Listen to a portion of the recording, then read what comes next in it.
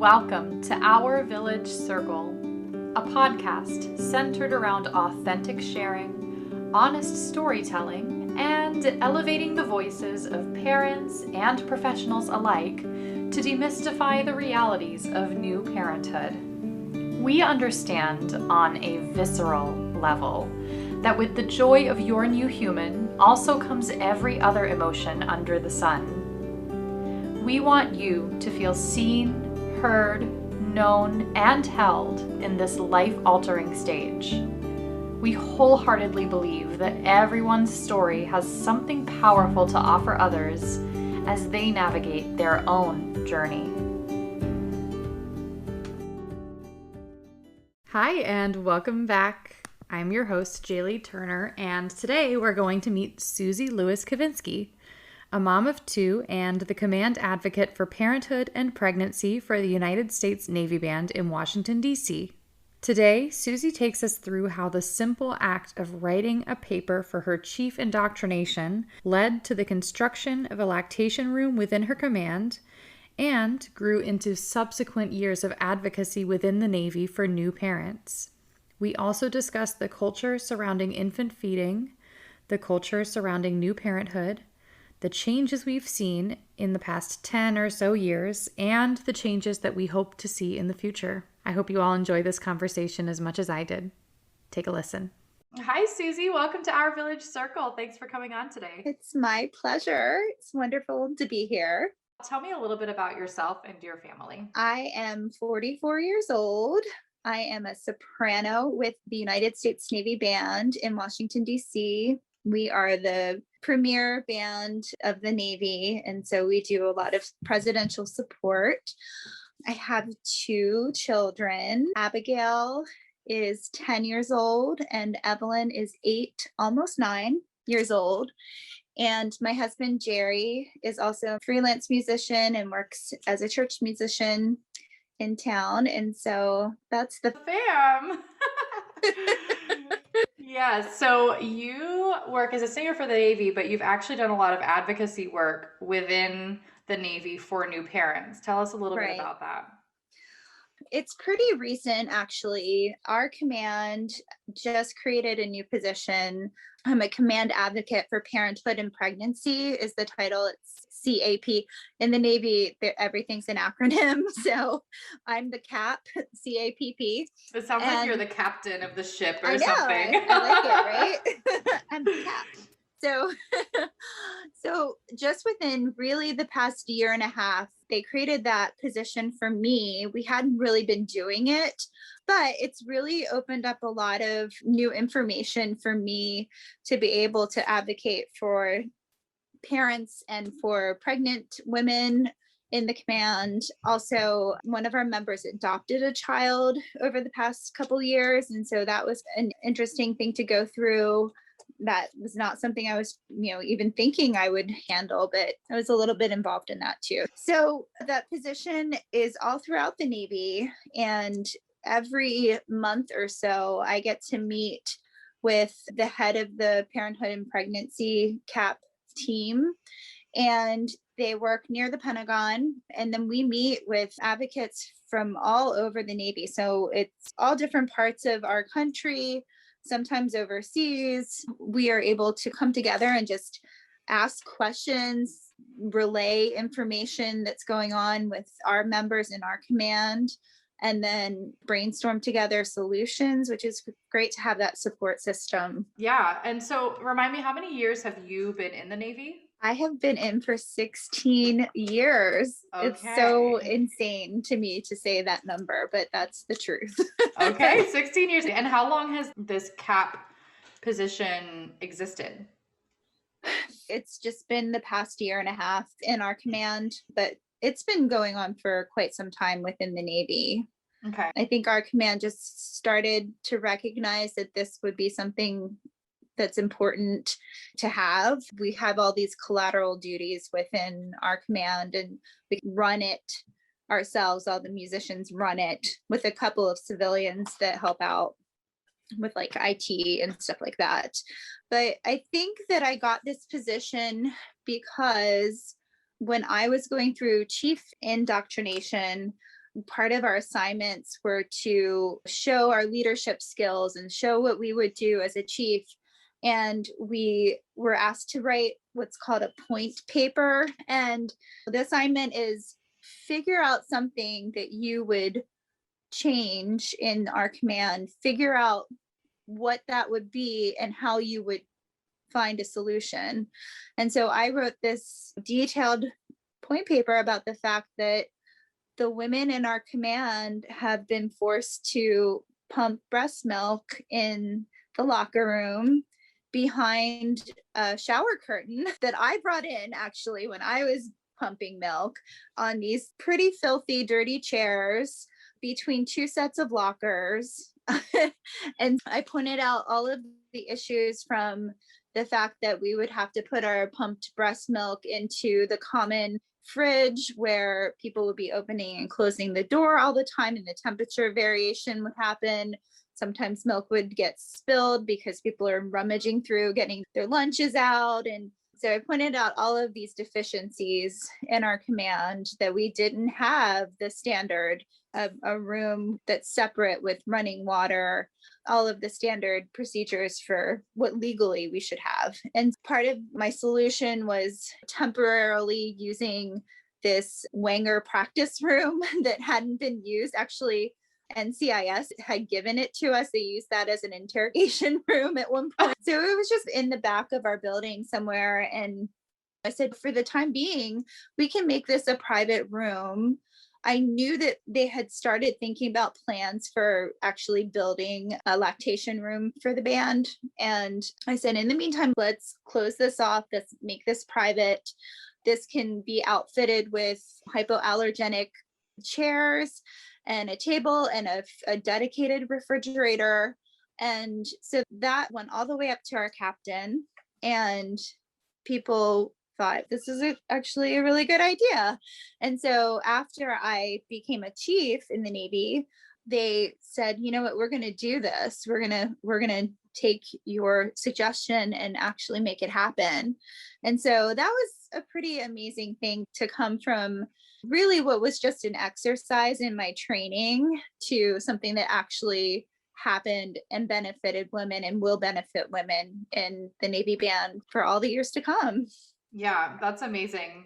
It's so interesting to hear that there was a time in the Navy where nursing people would have to express breast milk in a locker room or like in a random place that you could find, because you hear that a lot actually in the performing arts industry. I remember just as a freelancer, when I was breastfeeding my son, I've pumped everywhere. I've pumped I've pumped over a bathroom sink, literally eating Subway during our 10-minute rehearsal break. I've pumped in a random office that didn't belong to the opera company and some random person has barged in. I've pumped in a closet underneath the stairs. I've pumped in a rehearsal room while a rehearsal is going on.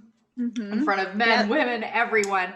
And so it's such a misunderstood thing, not just the necessity for a sanitary place to pump, but a place to store milk in a sanitary manner, because there's all of these best practices for storing breast milk.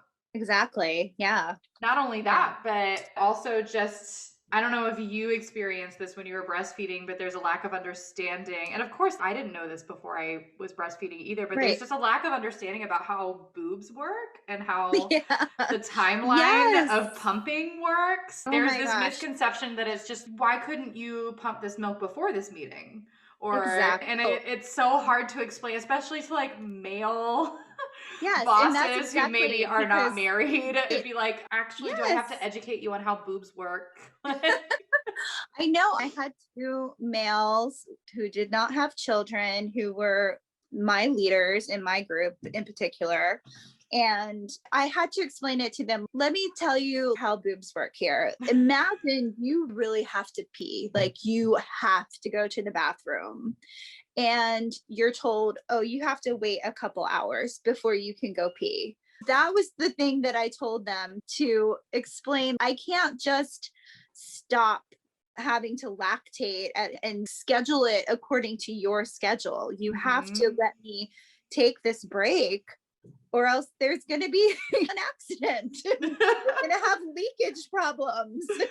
That's actually a really good way of explaining it. And on the flip side, we've both potty trained kids. If you put a kid on the potty that doesn't have to pee, so the same thing goes for, oh, why couldn't you have Right. pumped before work? There is a little bit of a learning curve with how lactating breasts work. I don't know how to really educate the world about that, or what. It was something that I had no idea about either.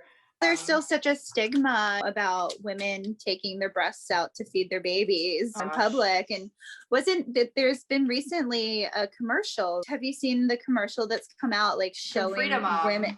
Yes. Yeah. And I was watching that the other day and thinking, wow, we're just now seeing this on television. This is ridiculous. It really is something that should be normalized.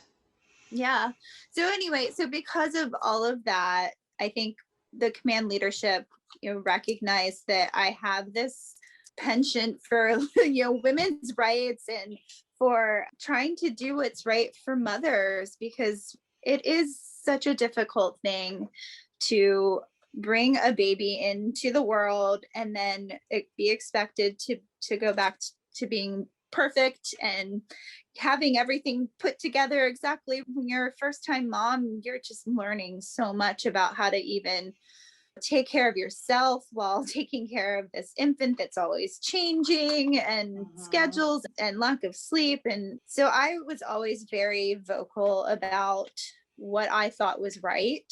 And it just came from an instinct. And back when I had Abby, it was in 2010. At that time, it was 6 weeks of maternity leave. Whew. 6 weeks. I barely was healed by that time. And then I could choose to add an additional 8 weeks that I would take from my own personal leave. And so I did that because I obviously needed way more than 6 weeks. With Abby, I had preeclampsia, so she came earlier than I was expecting. And it was just a lot of pressure. It felt like a lot of pressure to come back to work, get back into my uniform, which that was expected at the time. You are supposed to be able to pop right back into your regular uniform after 6 weeks. Oh my gosh, I didn't even think about that. With the Navy, there's uniforms, so they don't accommodate. They do have pregnancy uniforms, but at that time, and still now, it was looked down on if you came back to work in your maternity uniform. Wow. You were supposed to be back into regular pants and the whole thing. But they only give you 6 weeks to do so. Yeah. And that was then. There have been a lot of great modifications since 2010, and 2012 was when I had Evelyn. But it wasn't until 2016 that the Secretary of the Navy, Ray Mabus, created this amazing policy that tripled the maternity leave. He made it 18 weeks. Oh, that's amazing. Which was phenomenal. And that lasted for 2 years. And then in 2018 is when the Department of Defense Secretary Ash Carter slashed it by 6 weeks. And so then it was 12 weeks of maternity leave.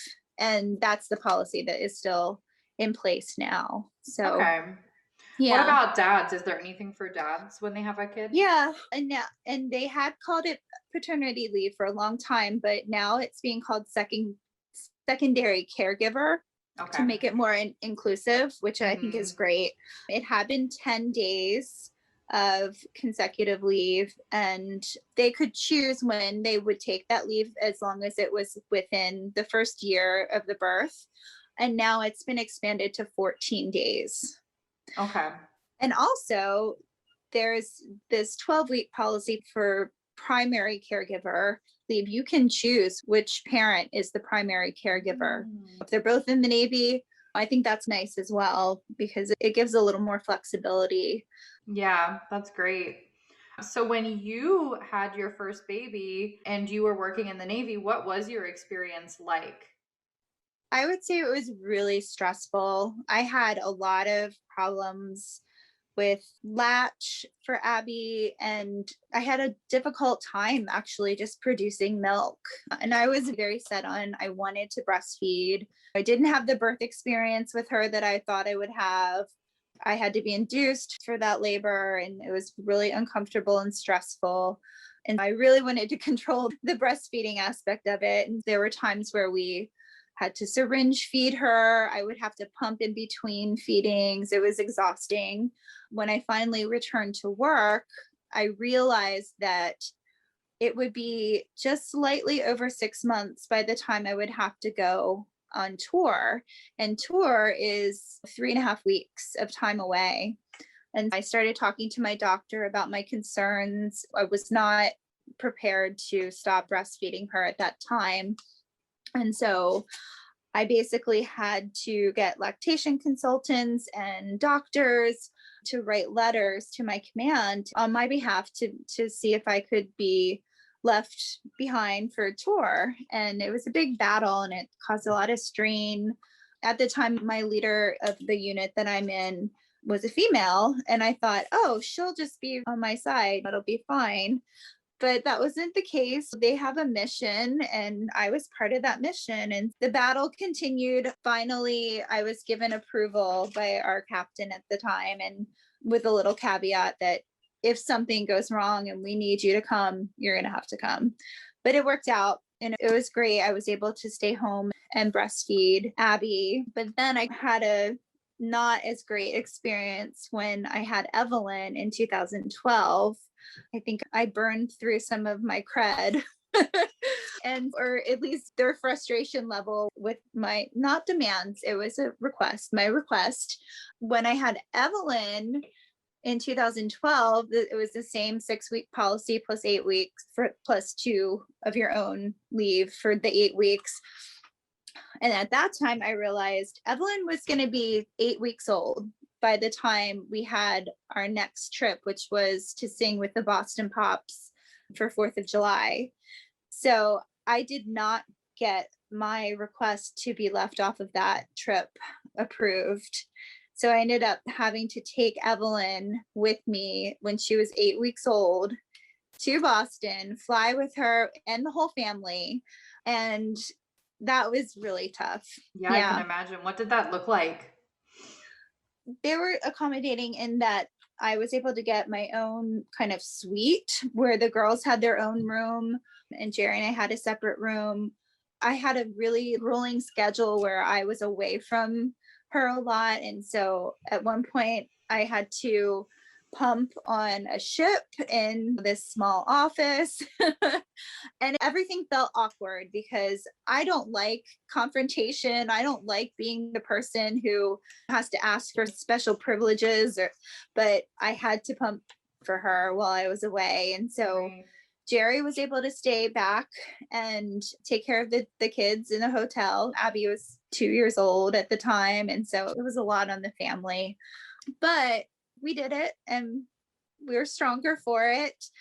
I would not wish that on anyone, and it would never happen now with the policies that are in place. How long was it between when you had your first child and you were in the Navy and then when you wrote this paper and things started moving in this direction of advocacy for you? I think it was 2018 when I wrote the paper. So 2010 was when I had Abby, 2012 when I had Evelyn, and things like having to pump breast milk on a bus, or just like you said, having to pump in some random office with no running water nearby, having to pump while other people were near me, or getting walked in on at a gig at the beach where our changing room was the lifeguard changing room. And this guy just walks in while I'm there with my pump on.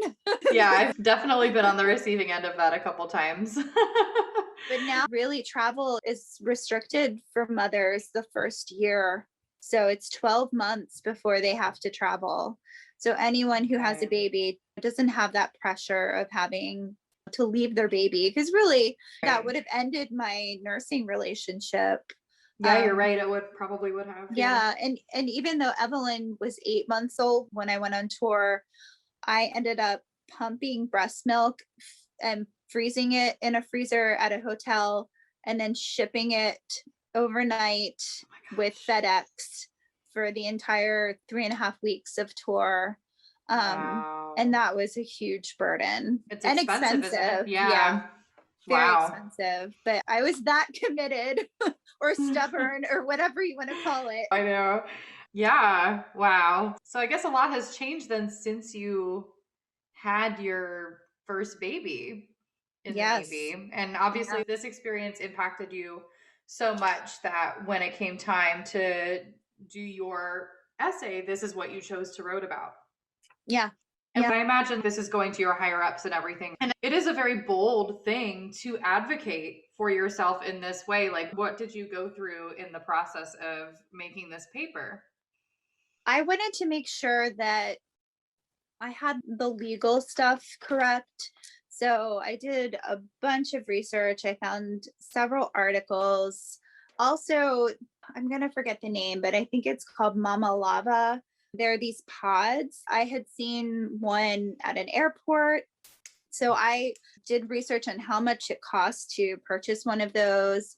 I researched how much it would cost to purchase the hypoallergenic tables and the fridge and all of the things that I wanted to outfit the lactation room.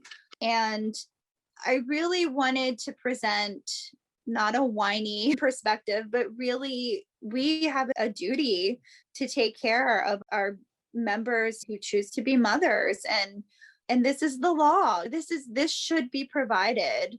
Of course, there were some men who pushed back and said, what's happening for mothers in other buildings in the Navy Yard? And so I kind of Good question. yeah, good question. Probably not great things. So I did a little research and found the NAVC building, which was right down the street from us, had a lactation room. All the hospitals had a lactation room. So all the military treatment facilities were equipped. Another issue are our band members who would go and play funerals at Arlington. They would sometimes have back-to-back funerals, and that could be many hours, where basically the place to hang out is a bus. And I think recently we had a mother who had just come back on duty, was doing funerals again, and we were able to have the bus drive her to the military treatment facility, where there is a nursing room, wait for her to finish pumping, and then drive her back to where the funeral would be. So that's a huge change. That's huge. Yeah. Yeah, with the paper, it wrote itself really. Once I was able to zero in on, here are the deficiencies, here's what we should have, here's the ideal situation. We can't get that right away. So in the meantime, I'm going to have this little solution of using that Wenger practice room and making it a private area, and then outfitting it with the things that you would need aside from the running water. So that's the only thing that it didn't have, but it had everything else that you would want in a nursing room. It had a nice light, so it's not an overhead light that was not conducive to a calm environment.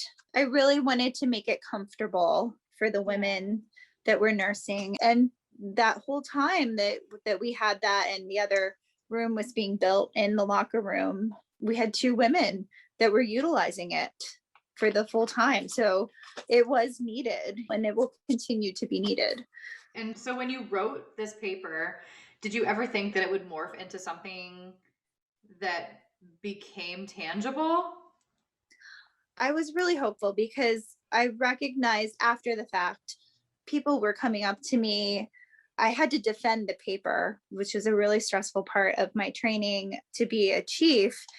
And so I walked into this room. We're pulled around all throughout a day. We start off with PT in the morning, and then we have to change into a different uniform. And then there's like an interview. You have to pretend like you're on television and you're having an interview and say all the right things about the band. And then shortly after that, which was stressful for me, they pulled me up and said, you're going to talk about your paper now.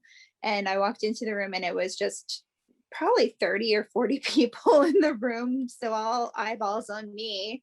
And basically they made me defend the paper.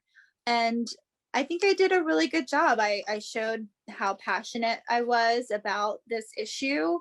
And afterwards, after the whole pinning ceremony was done, people came up and said, that was a really good idea. I really hope this happens. This was a great issue that you raised. This is something that is important for our command members, and I support you. So that meant a lot to me to get that feedback. But yeah, I knew it was a good idea. And that's just how I am. I know I have good ideas. And so I'm persistent. I'm a squeaky wheel. And so I just, That's good. It gets the cheese. It does. So then you wrote this paper and then you defended it, and then it basically got picked up and actually turned into a tangible construction project. Yeah. Right. That's amazing.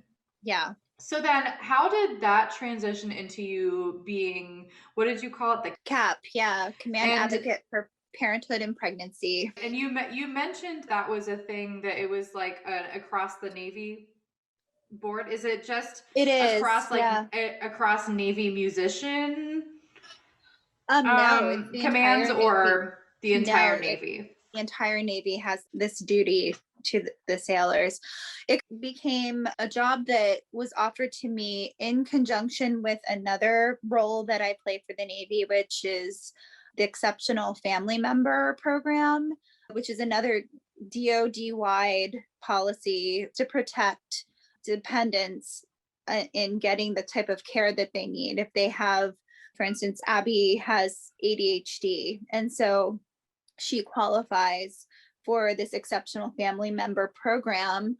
It makes it so that if a Navy service member needs to transfer to another duty station, they will be guaranteed to be transferred somewhere where they can get the medical treatment and the medical care that they have. So if someone's disabled, they will get transferred to another location where that disability can be met with the correct type of doctors and nurses. So that's a really cool thing. So because of my advocacy for my children, with the issues that we've had with Abby and with Evelyn, she also has been diagnosed with oppositional defiant disorder.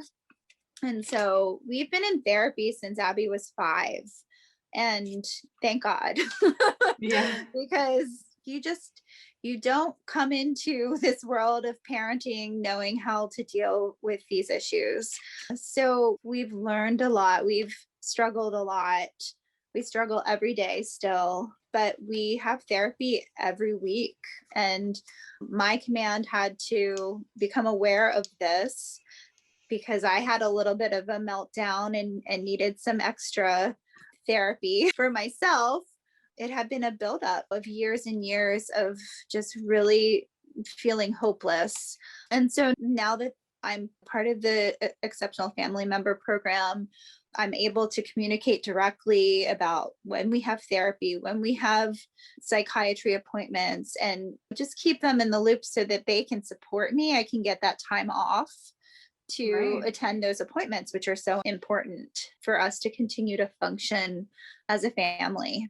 So those two jobs just came together, the Exceptional Family Member Program and then the CAPP. And they said, we think you're the perfect person to do this. I was like, I think I am too. That's great. And the advocacy was something that naturally arose from you too, just because of your experience. Exactly. Yeah. I feel like I've been, a pretty outspoken person in pretty much every area of my life. And I guess that's just a tendency of my personality. I'm going to be the one who says when I see something wrong or when I perceive that there's an injustice, I'm going to speak up. And these were things that have been going on for years and years. Mm-hmm. And it's nice to see that the Navy has really come to terms with the policies and how they impact their service members. And it's nice to see that they have made so many great changes over the years. Yeah. From the time that you began in these positions, what sort of changes have you seen take place? Ooh, I don't know that I would say there have been many changes per se, not in terms of policy, certainly, but I think there's more of an awareness now. I think that the people who have been pregnant in our command in particular over the past few years, there's not this like pressure or stress put on them to be the perfect sailor, always do everything 100%. I can remember even pushing heavy equipment. We have our equipment for our shows, and we would be taking these large cases off of a truck and pushing that onto a concert stage or pushing it down a long hallway. And women don't have to do that anymore. They don't have to crew. They don't have to put that stress on their bodies. Did you have to do that when you were pregnant? I did. Yeah. I know. Oh my gosh.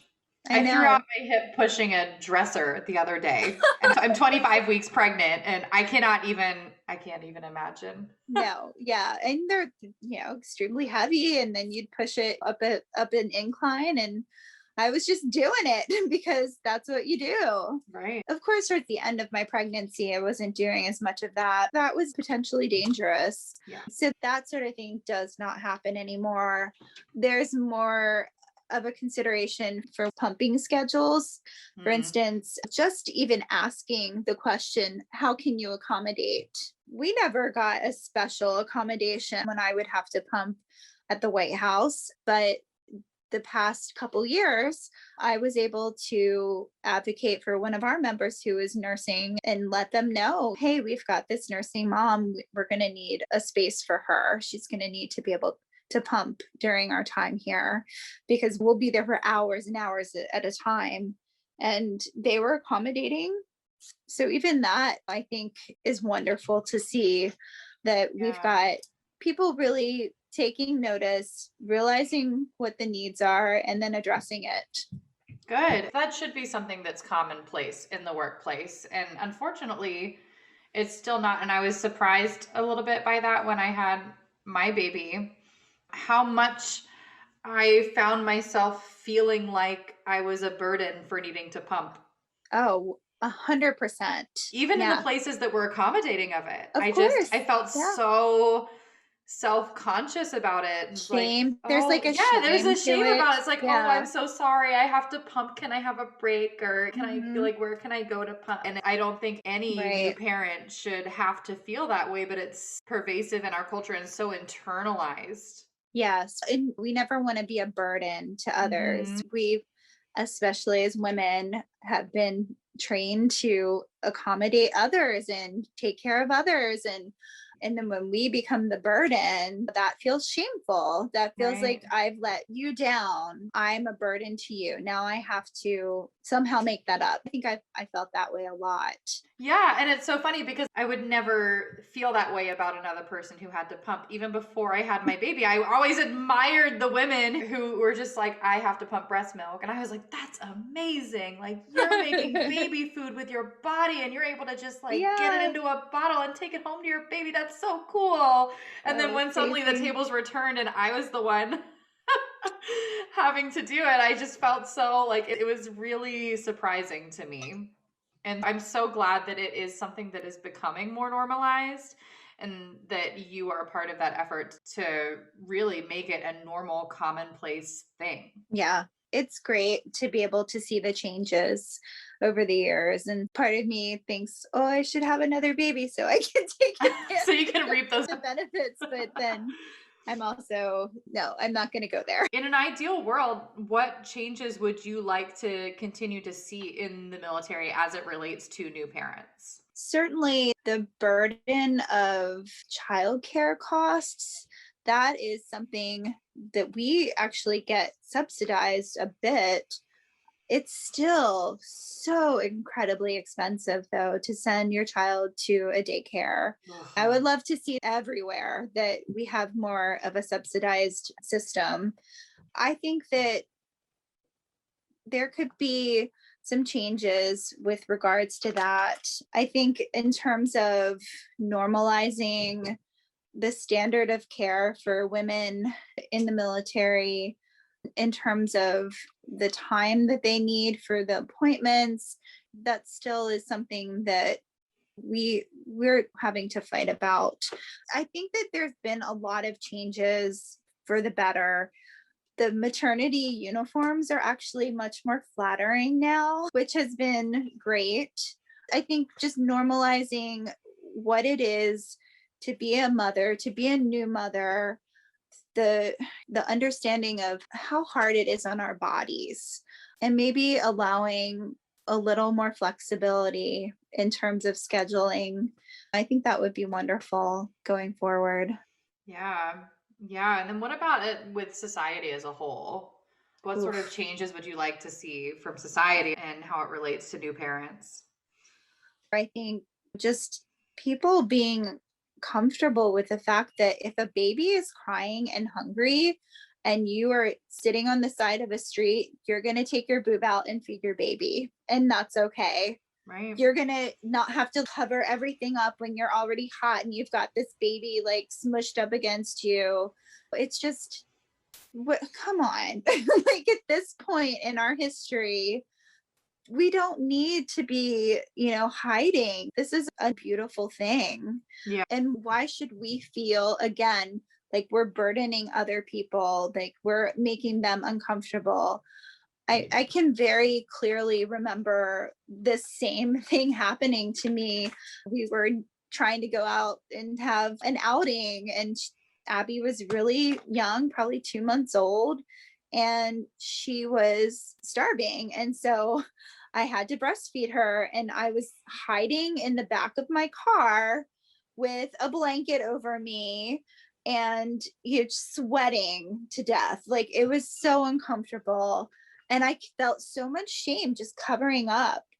Then when Evelyn came along, I did not do that anymore. I'm done with this. I am going to whip out my boob and it's going to be okay. People are going to survive. And on the flip side of that too, I've heard the same thing actually from moms who their baby is hungry and they whip out a bottle and start mixing formula. I hear the same thing from them, that they get these judgmental glances too, and they get these unsolicited comments from people. So it seems like no matter how you are feeding your child, someone is going to have something to say about it, which is so silly because it's just feed the baby. And it doesn't matter. It's your choice. It's what works for the baby. For me, Abby wouldn't even take a bottle. Yeah. I had to really work hard for her to take a bottle to even go to daycare.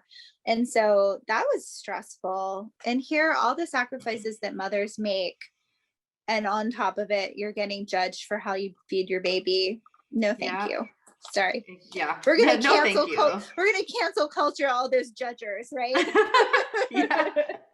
Yeah. It is interesting to me that there seems to be like a stigma, a shame about feeding a baby, no matter how. Yeah. Yeah. No matter how it happens. Yeah. Yeah, totally. And so how has COVID affected the advocacy work within the Navy? Has it taken a pause, or what's been going on with that?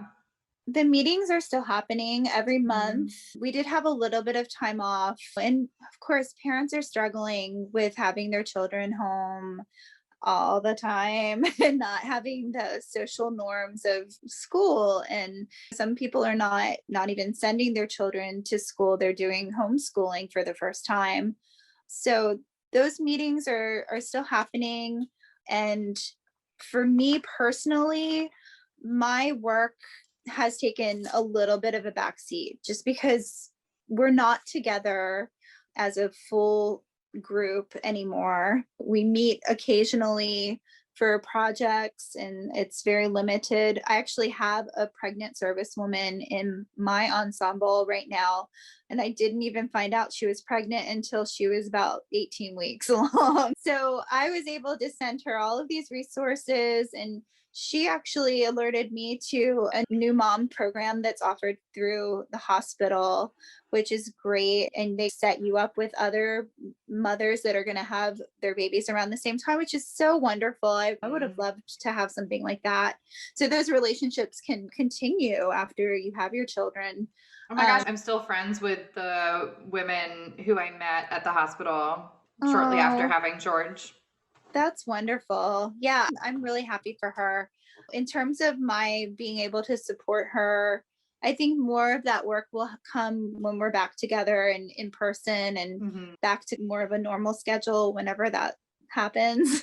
But yeah, I think that my advocacy does not stop just because we're in COVID times. I'm still learning. I'm still updating our command if there are any changes. And if there are new resources that come my way, I'm going to share those with the members who are having children. I want to be that support system for them. And I want them to know I'm here. I'm here to help, and I'm here to support, and I've got you. It's wonderful. I'm so glad that you exist in this organization to be that person for people who are becoming pregnant, who are having children, who are breastfeeding, who are navigating this whole time. Because Right. I feel like that is something that everyone needs, is just someone wiser who's been through it, who can help, especially in those times like we were talking about earlier with the I feel self-conscious and like I'm a burden for needing to pump milk, and just having someone there to remind you, no, you're not a burden. This is a part of life, and this is something that the Navy they accommodate when you have to go poop. Like, exactly. you're not like, you're like, I have to go to the bathroom. They're not going to be like, too bad, pee your pants. Yeah, exactly. Like, you've got to go. Right. You got to go. You got to do the thing. What I said, and I've said to several women that have been pregnant past my pregnancies, is this is a temporary moment in your career. This is not permanent. This is a little blip on your 20, 24, 30-year career. This should not affect your promotion. It should not affect how people view you. It's just a moment in your life, and your career is going to extend far beyond this. Yes, you're going to be a parent for all that time going forward, but you taking the time that you need to properly care for yourself and for your child when they're so vulnerable and so young is just the most important thing. And so, and it serves everyone in the long run. Exactly. Part of the reason that Secretary Carter made the policy change to give 18 weeks, it was more in line with more progressive companies like Google, was because women in their late 20s, 30s were leaving the Navy at a much, much higher rate. And in terms of retention, that was something that he could offer to help alleviate that. It helps everyone in the long run to give new parents that time. It can help cut back on things like postpartum depression, perinatal mood and anxiety disorders, workplace problems later that might arise from mental health struggles, or just health struggles that can occur from not taking the proper time to heal physically from childbirth. Exactly. Or any of those things. It is a long-term investment to give that time, to give that proper treatment, to give that space. And many of us have learned about the immunity properties that are offered with breastfeeding. I'm talking a lot about breastfeeding because that's what I did. But yeah, just that bonding that you need to do with your baby. And I really feel like we have a duty to our service members to give them the time that they need to properly take care of their needs. And it's going to help with retention. It's going to help with happiness in the workplace. It's going to offer the respect of superiors, helps create that respect when you're treated with empathy in such a precious and transitional time in your life. Yes. And I've found myself too, even now, 2 years out, feeling much happier and much more satisfied when I'm working for those places who I felt respected me during that time. Definitely. What is your favorite thing about this advocacy work that you've been doing? I think that my favorite thing would have to be just knowing that I'm standing up for something I believe in, that I am able to make a small difference or offer some little comfort to the new parents. I'm able to listen to them and know where they're coming from, know what they need in some circumstances, recognizing postpartum depression. That's another thing that I've gained knowledge about having been through it. For our listeners, I suffered from perinatal mood and anxiety disorder, and Susie was the one who recognized it. When I came over to her house one day. I figured it out. I figured you out. It's like, you might be suffering from postpartum depression. Yeah, and it was We one of should those get things you where checked as out." soon as Susie said, "Do you think you might be suffering from postpartum depression?"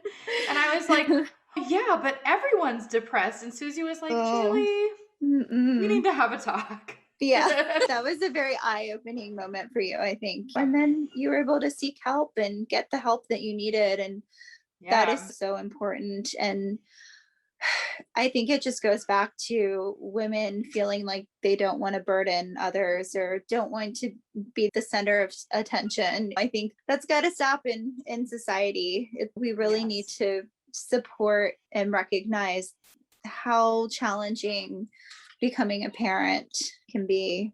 Yeah. So, And even before I had my son, I had this perception too that having a newborn was this purely blissed out state. And it no. was just because that's what you hear people say. They're like, "Isn't it so wonderful? Enjoy every second. Oh, wow, that's so." And viewing it from the outside, like I had no idea about the challenges. Like I was the youngest in my family. All my cousins and siblings older than Oh, me. So I right. never really got to see those Yeah. challenges before I became a mom myself. So yeah, I think sometimes there can be that perception of, and society perpetuates it in the media, in conversations and everything, that it is purely a happy time, and there needs to be a little bit more of a conversation around new parenthood in a more holistic sense of it's all Right. of the things, to make Well, space for all of the things. yeah, you go to your baby shower and everyone says, "Oh, it's going to be so wonderful. And you're going to have this little snuggly baby." And meanwhile, you can't even have a moment to yourself. You can't even make food for yourself or take a shower or go to the bathroom without needing to have this little being on you all the time. Yeah, yeah, there's like And being touched out is a real thing. yeah, absolutely. Yeah, and there needs So, to be a little more talk around normalizing it being okay to need a break, to yeah, need those yeah. things, and they don't make you a bad parent. Exactly. Yeah. We have to do what's right for ourselves so that we can do what's right for the child. And if that means mommy needs several hours off and dad needs to feed the baby a bottle, then that's what has to happen so that you can come back and be refreshed and take that time so that you can really care for yourself so Yeah. that the baby gets what it needs too. Mm-hmm. Yeah. Absolutely. What has been the most challenging part of moving into this advocacy work? I think for me, it's just that no one in my command had been doing this work before. And so trying to figure out what my path is and what I can change and what might need a little more conversation. I know that a lot of our internal policies, I've taken a look at them. And the problem with policies is that if there's no room for gray, then leaders don't have the flexibility of case by case circumstances, and so we have to be careful with what we write down, really. So just trying to figure out the right way to get the support the parents need, but at the same time fulfilling the mission. Our mission is a wonderful mission. We bring music to people who don't always have access to military members, to the Navy. Our big tagline is "We go where ships can't go." That's our talking point often. And being able to recognize that we're working within a structure and that whatever language we use to describe the needs of a parent, making that all inclusive, which I love that's happening more and more now, and taking the time to listen to others, to listen to people who've been through pregnancy, who have been through adoption, and asking them, what do you think has benefited you? What do you think you would like to change? And so that's one of the things going forward for me. I think I'm going to be focusing on, especially as we get back to normal life, hopefully in the next year. Mm-hmm.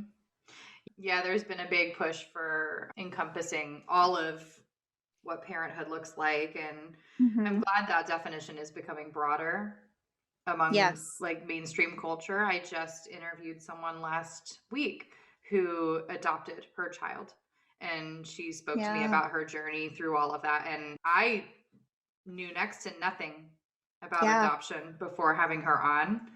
And It's quite the process. it's quite the process, and it looks different for everyone. And it was so eye-opening. Mm-hmm. And then also helping LGBTQ couples who become parents, Yeah. recognizing what that looks like and how that looks different for people. And then single parents, that journey and fertility treatments. Oh my gosh, like the list goes on and on. The groups of people that need representation. And then there's also women who have miscarriages and the trauma that really creates in their lives, and that needs to be addressed. And there's not really a great policy right now in the Navy to address those issues. It's another kind of, okay, got to pick up the pieces and move on. And really it takes the women who have had miscarriages to go to their doctor to say, I need extra time. I need time to mourn. And that it's that same feeling of, oh, I'm going to be a burden if I do this, or I'm going to miss out on something that I need to be a part of. And really, I really hope that can change in the military and in society as well. Yeah, because these are human experiences. People are going through them every day. Yeah. At the same time, yet people feel so alone because it's not talked about. Mm-hmm. Exactly. Yeah. It's hard. It's hard to talk about those things. People don't know what to say and understand that, but there needs to be a gentler and more empathetic approach, and just an understanding that this is a trauma. I need to process this. Yes. It's not going to be an overnight, okay, I did that, happened to me and now I'm over. It could take years, and not just for the mothers, but also for the partners. Yes. If that were to happen, you just are suffering in silence, really. It's just not the way it should be. Yeah, I think it's great work that you're doing. Speaking up for new parents and looking for pathways forward to help everyone receive the benefits that they should be entitled to. Do you have any resources that you would like to share with parents or families that would like to know more about how to become involved in advocating for new parents in their workplace or for pregnant people? In terms of resources, a lot of that can be found for military members through the military treatment facilities, from lactation consultants to these parenting groups. Mm-hmm. That's where I would start, really, because military hospitals have so much that they can offer in terms of the resources that are available. And then I would, for members of the military in particular, make sure that you're communicating with your chain of command. Make sure that there's an awareness of your pregnancy to begin with, which is required. You have to report it, and just keep communicating what your needs are, and work with your doctors, work with your nurses, so that you can have a safe, healthy pregnancy, be fully supported as a new parent when the baby comes into the world. Great. And lastly, where can listeners find you? Do you have a social media or website or anything? I'm on Facebook and Instagram, Susie Soprano, and I'm working on my website. It's not ready yet, but it's susiesoprano.com.